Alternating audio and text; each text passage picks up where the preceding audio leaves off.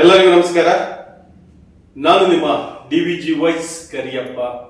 ಇವತ್ತು ಕ್ಲಿಯರ್ ಆಗಿ ದಾವಣಗೆರೆ ದಕ್ಷಿಣ ವಿಧಾನಸಭಾ ಕ್ಷೇತ್ರದಿಂದ ದಾಸ್ ಕರಿಯಪ್ಪ ಶ್ರೀನಿವಾಸ್ ಅವರನ್ನ ಆಯ್ಕೆ ಮಾಡಿರ್ತಕ್ಕಂಥ ಬಿಜೆಪಿ ಪಕ್ಷಕ್ಕೆ ದಾವಣಗೆರೆಯಲ್ಲಿರ್ತಕ್ಕಂಥ ಜನತೆ ಶುಭ ಹಾರೈಸಿದ್ದಾರೆ. ಅದೇ ರೀತಿಯಾಗಿ ಅದೇ ದಾವಣಗೆರೆ ವಿಧಾನಸಭಾ ಕ್ಷೇತ್ರದ ದಕ್ಷಿಣ ವಿಧಾನಸಭಾ ಕ್ಷೇತ್ರದ ಕಾಂಗ್ರೆಸ್ ಅಭ್ಯರ್ಥಿ ಸಮರ್ಥ್ ಅಂದ್ರೆ ಶಾಮನೂರು ಶಿವಶಂಕರಪ್ಪನವರ ಮೊಮ್ಮಗ ಮಲ್ಲಿಕಾರ್ಜುನ್ ರವರ ಮಗ ಸಮರ್ಥನೆ ಅವರಿಗೆ ಬೆಸ್ಟ್ ಕ್ಯಾಂಡಿಡೇಟ್ ಅಂತ ಜನರು ಮಾತನಾಡ್ತಾ ಇದ್ದಾರೆ.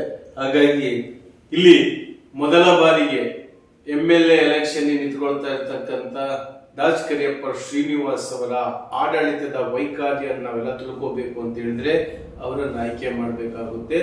ಇಲ್ಲ ಶಾಮನೂರು ಕುಟುಂಬದವರು ಮೊದಲು ವಂಶ ಪರಂಪರೆ ಅಂತ ಹೇಳ್ತಾರೆ. ಇವತ್ತು ಎಲ್ಲಾ ಪಕ್ಷಗಳಲ್ಲೂ ಸಹ ಈ SS ಮಲ್ಲಿಕಾರ್ಜುನ್ ರವರ ಅಥವಾ ಶಾಮನೂರು ಶಿವಶಂಕರಪ್ಪನವರ ಕುಟುಂಬದ ಬಗ್ಗೆ ಜನರ ಮಾತನಾಡಿರ್ತಕ್ಕಂಥ ಮಾತುಗಳನ್ನ ನಿಮಗೆ ತಿಳಿಸೋದಕ್ಕೋಸ್ಕರ ಈ ವಿಡಿಯೋ ಮಾಡ್ತಾ ಇದ್ದೀನಿ. ಬಟ್ ಇಲ್ಲಿ ನಾನು ಹೇಳ್ಕೊಟ್ಟಿರ್ತಕ್ಕಂಥ ವಿಚಾರ, ದಾವಣಗೆರೆ ದಕ್ಷಿಣ ವಿಧಾನಸಭಾ ಕ್ಷೇತ್ರ ಕಾಂಗ್ರೆಸ್ಸಿನ ಭದ್ರಕೋಟೆ, ಮುಸ್ಲಿಮರ ಭದ್ರಕೋಟೆ. ಇಂತಹ ಮುಸ್ಲಿಮರ ಭದ್ರಕೋಟೆಯಲ್ಲಿ ಜಿಗಿದಿರುವ ಪಾಳೆಗಾರ ಅಂದ್ರೆ ದಾಸ್ ಕರಿಯಪ್ಪ ಶ್ರೀನಿವಾಸ್ ಕರಿಯಪ್ಪ ಅವರು ನಾಯಕ ಸಮುದಾಯದವರು. ತಂದೆಯವರು ದಾಸ್ ಕರಿಯಪ್ಪನವರು ಬಹಳ ವರ್ಷಗಳ ಕಾಲ ಅಂದ್ರೆ ಅವರಿರೋವರೆಗೂ ಸಹ JDS ಪಕ್ಷದಲ್ಲೇ ಇದ್ರು. ಈಗ ಅವ್ರ ಮಗ ಬಿಜೆಪಿ ಪಕ್ಷಕ್ಕೆ ಬಂದು ಆ ಪಕ್ಷದ ದಾವಣಗೆರೆ ಜಿಲ್ಲೆಯ ಉಪಾಧ್ಯಕ್ಷನಾಗಿ ಬಿಜೆಪಿ ST ಮೋರ್ಚಾ ಸಂಘಟನೆಯ ರಾಜ್ಯ ಉಪಾಧ್ಯಕ್ಷರಾಗಿ ಕಾರ್ಯನಿರ್ವಹಿಸ್ತಾ ಇದ್ರು. ಈಗ ಒಂದು ಅದ್ಭುತ ಸುವರ್ಣ ಅವಕಾಶವನ್ನ ಬಿಜೆಪಿ ಪಕ್ಷ ದಾಸ್ ಟಿ ಕರಿಯಪ್ಪನವರಿಗೆ ಕೊಟ್ಟಿದೆ. ಇದರ ಸದುಪಯೋಗವನ್ನು ಪಡಿಸ್ಕೋಬೇಕಾಗಿರ್ತಕ್ಕಂಥ ದಾಸ್ ಕರಿಯಪ್ಪ ಶ್ರೀನಿವಾಸ್ ಅವರು ಬಿಡದೆ ನಾನು ಏನ್ ಹೇಳ್ತಾ ಇದ್ದೀನಿ ಅಂತ ಹೇಳಿದ್ರೆ, ಹಣ ಇದ್ದವರಿಗೆ ಮಾತ್ರ ರಾಜಕೀಯ ಅಲ್ಲ, ಗುಣ ಇದ್ದವರಿಗೂ ಸಹ ರಾಜಕೀಯ ಅನ್ನೋದಕ್ಕೆ ಒಂದು ಉದಾಹರಣೆಯಾಗಿ ದಾಸ್ ಕರಿಯಪ್ಪ ಶ್ರೀನಿವಾಸ್ ಅವರು ನಡ್ಕೋಬೇಕು. ಯಾಕಂದ್ರೆ ಇವತ್ತು ಒಂದು ಹೈಕಮಾಂಡ್ ಒಂದು ಟಿಕೆಟ್ ಕೊಟ್ಟಿದೆ ಅವರಿಗೆ ಅಂತ ಹೇಳಿದ್ರೆ ಅವ್ರದ್ದೇ ಆದ ಒಂದು ಶ್ರಮ, ಅವರ ಪಕ್ಷದಲ್ಲಿರ್ತಕ್ಕಂಥ ಒಂದು ಒಗ್ಗಟ್ಟು.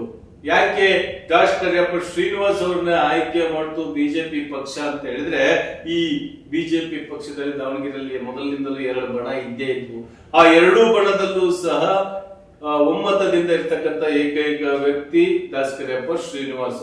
ಯಾಕೆ ಅಂತ ಹೇಳಿದ್ರೆ ಆ ಲಿಸ್ಟ್ ಅಲ್ಲಿ ದೇವರ ಮನೆ ಶಿವಕುಮಾರ್ ಆಯ್ತು, ರಾಜನಹಳ್ಳಿ ಶಿವಕುಮಾರ್ ಆಯ್ತು, ಯಶವಂತ ರಾವ್ ಅವರಾಯ್ತು, BG ಅಜಯ್ ಕುಮಾರ್ ಅವರಾಯ್ತು, ಅದೇ ರೀತಿಯಾಗಿ ನಮ್ಮ ವಿಜಯಲಕ್ಷ್ಮಿ ಅವರು ಮಹಿಳಾ ಮೋರ್ಚಾ ಅಧ್ಯಕ್ಷರು, ಅವರು ಸಹ ಬಹಳ ಶ್ರಮ ಪಟ್ಟಿದ್ದಾರೆ ಬಿಜೆಪಿ ಪಕ್ಷದಲ್ಲಿ. ಅದೇ ರೀತಿ ಹೇಳ್ಕೊಳ್ತಾ ಹೋದ್ರೆ ಪವಾರ್ ಅವರಾಯ್ತು, ಕೃಷ್ಣಮೂರ್ತಿ ಅವರಾಯ್ತು. ಅಂದ್ರೆ ಇಲ್ಲಿ ಬಿಜೆಪಿ ಪಕ್ಷ ಇಸ್ ಎ ಗುಡ್, ಬಟ್ ಇಲ್ಲಿ ಒಳ್ಳೆ ಉತ್ತಮವಾದ ನೋಡೋರ್ ಕಣ್ಣಿಗೆ ಎಲ್ಲರಿಗೂ ಅದೇ ರೀತಿ ಕಂಡ್ರು ಸಮೇತನು ಈ ರೇಣುಕಾಚಾರಿ, GM ಸಿದ್ದೇಶ್ವರ್, PS ಯಡಿಯೂರಪ್ಪ, ಆಮೇಲೆ ಯಶವಂತ ರಾವ್, BG ಅಜಯ್ ಕುಮಾರ್, ಈ ತರ ಹೆಸರುಗಳು ಬಂದಾಗ ಲೋಕಿಕೆರೆ ನಾಗರಾಜ್, BP ಹರೀಶ್, ಯಾಕೆ ಈ ಒಡಂಬಡಿಕೆಗಳು ಅಂತ ಹೇಳ್ತಾರಲ್ಲ, ಹಂಗೆ ಬರುತ್ತೆ ರಾಜಕೀಯ ಅಂದ್ರೆ ಬರುತ್ತೆ ಹೋಗುತ್ತೆ. ಬಟ್ ಅದಕ್ಕಷ್ಟೇ ಸೀಮಿತವಾಗಿರದೆ ಅವ್ರದ್ದು ದ್ವೇಷದ ಒಂದು ಮನೋಭಾವಕ್ಕೆ ಹೋಗ್ತಾ ಇತ್ತು. ಹಾಗಾಗಿ ಅದು ಇಬ್ಬಾಗವಾಗಿತ್ತು. ಆ ಇಬ್ಬಾಗವಾಗಿದ್ದೇ ಈ ದಾಸ್ ಕರಿಯಪ್ಪ ಶ್ರೀನಿವಾಸ್ ಅವರಿಗೆ ವರವಾಯ್ತ. ಯಾಕೆಂದ್ರೆ ಇವ್ರು ಎಲ್ಲೂ ಸಹ ನಾನು MLA ಕ್ಯಾಂಡಿಡೇಟ್, ನಾನು ಎಲೆಕ್ಷನ್ ನಿಂತ್ಕೊಳ್ತೀನಿ ಅವೆಲ್ಲ ಏನು ಹೇಳ್ತಾನೆ ಇರ್ಲಿಲ್ಲ. ಬಟ್ ಸಾಮಾಜಿಕ ಕಳಕಳಿ ಈ ವ್ಯಕ್ತಿಗೆ ಮೊದಲಿನಿಂದಲೇ ಇತ್ತು. ಯಾಕೆಂದ್ರೆ JDS ಪಕ್ಷದಲ್ಲಿ ಅವ್ರ ತಂದೆಯವರಿದ್ದಾಗಲಿಂದ ಹಿಡಿದು ಇಲ್ಲಿಯವರೆಗೂ ಸಹ ಒಳ್ಳೆ ಜನಾಭಿಪ್ರಾಯವನ್ನು ಹೊಂದಿರತಕ್ಕಂತ ವ್ಯಕ್ತಿ, ಸಮಾಜದ ಬಗ್ಗೆ ಕಾಳಜಿ ಇರ್ತಕ್ಕಂಥ ವ್ಯಕ್ತಿ, ಹಾಗೆ ಎಲ್ಲಾ ಕಡೆಗೂ ಸೋಷಿಯಲ್ ವರ್ಕ್ ಮಾಡ್ತಕ್ಕಂಥ ವ್ಯಕ್ತಿಗಳಿಗೆ ಸಹಾಯ ಹಸ್ತವಾಗಿ ನಿಂತ್ಕೊಂಡಿರ್ತಕ್ಕಂಥ ವ್ಯಕ್ತಿ. ಹಾಗಂತ ಈ ರೀತಿಯ ಒಂದು ಕನಸು ಸಹ ಕಂಡಿರ್ಲಿಲ್ಲ ನನ್ನ ಪ್ರಕಾರ. ಅವರ ಶ್ರಮಕ್ಕೆ ಬಿಜೆಪಿ ಪಕ್ಷದವರು ಟಿಕೆಟ್ ಕೊಟ್ಟಿದ್ದಾರೆ. ಅದನ್ನ ಯಾವ ರೀತಿ ಕಾಪಾಡ್ಕೊಳ್ತಾರೆ ಅಂತ ನೋಡೋಣ. ಇಲ್ಲಿ ಕಾಂಗ್ರೆಸ್ ಪಕ್ಷದಿಂದ ಆಲ್ಮೋಸ್ಟ್ 99% ಸಮರ್ಥ ಅವರೇ ಅಂತ ನಮ್ಮ ಅಭಿಪ್ರಾಯ ಹಾಗೂ ಜನರ ಅಭಿಪ್ರಾಯ. ನಾಳೆ ಬೆಳಗ್ಗೆ ಗೊತ್ತಾಗುತ್ತೆ ಯಾರು ಅಭ್ಯರ್ಥಿ ಅಂತ. ಇದಿಷ್ಟು ಇವತ್ತಿನ ಸುದ್ದಿ. ಹೆಚ್ಚಿನ ಸುದ್ದಿಗಾಗಿ DVG ವಾಯ್ಸ್ ಸಬ್ಸ್ಕ್ರೈಬ್ ಆಗಿ, ಲೈಕ್ ಮಾಡಿ, ಶೇರ್ ಮಾಡಿ, ಕಾಮೆಂಟ್ ಮಾಡಿ. ಇದು ನಿಮ್ಮದೇ ಧ್ವನಿ, ನಿಮ್ಮದೇ ಶಕ್ತಿ. ನಮಸ್ಕಾರ.